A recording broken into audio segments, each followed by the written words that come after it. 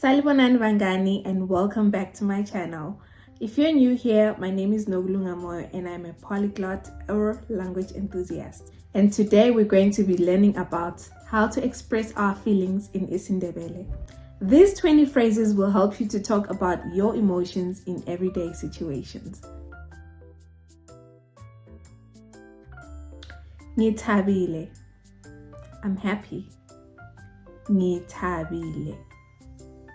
Namuhla ngithabile ngoba ngihlangane lomngani wami. Ngithabile. Ngijabulile. Ngijabulile. I'm joyful.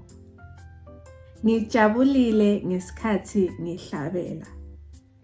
Ngijabulile ngesikhathi ngihlabela. Ngijabulile. Ngidanile. I'm sad. Ngidanile.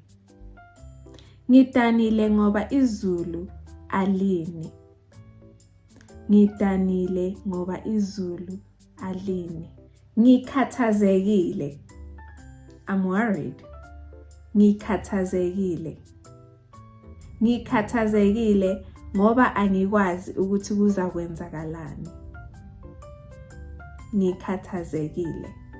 Ngidiniwe. Ngidiniwe. I'm tired. Namhla ngidiniwe.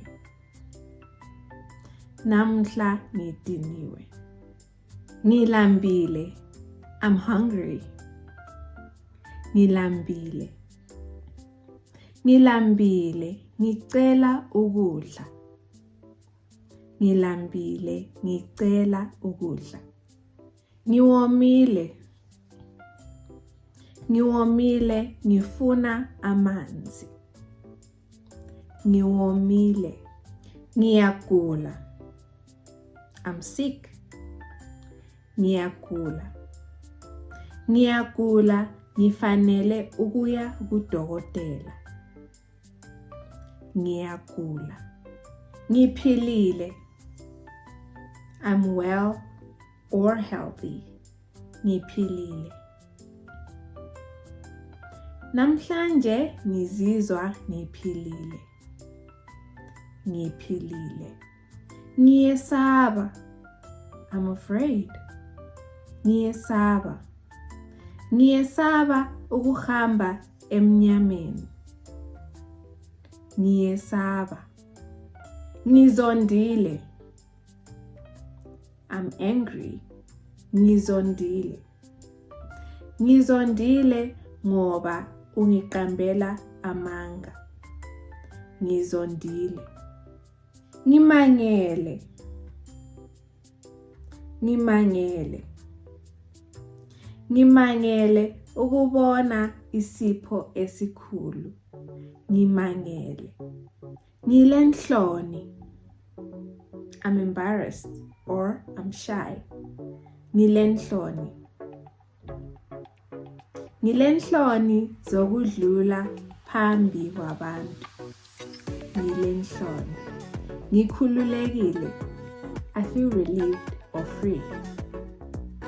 Ngikhululekile ngemva kokukhuluma lomzali wami.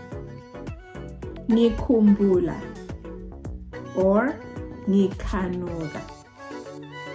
I miss someone or something. Ngikhumbula umama wami kakhulu. Ngikhumbula or ngikhanuka. Ngikhathele. I'm exhausted. Ngikhathele. Ngikhathele. Ngifuna ukuphumula. Ngilokhu ngicabanga. I'm still thinking. Ngilokhu ngicabanga. Ngizizwa ngingcono. I feel better. Ngizizwa ngingcono. Ngizizwa ngingcono ngemva kokuphumula. Ngizizwa ngingcono. Angizizwa kuhle. I'm unwell. Angizizwa kuhle. Angizizwa kuhle. Sengisiyaphumula ekhaya. Angizizwa kuhle. Ngizizwa ngilamandla.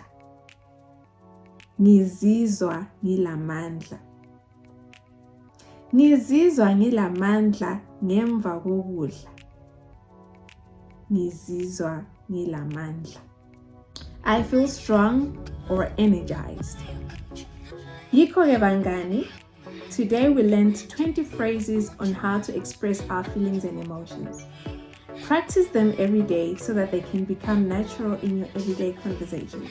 If you enjoyed this lesson, give it a like, subscribe to my channel, and share this video with someone who is willing and wants to learn isiNdebele. Ngiyabonga kakhulu. Thanks for watching. I'll see you in the next lesson. Usale kuhle.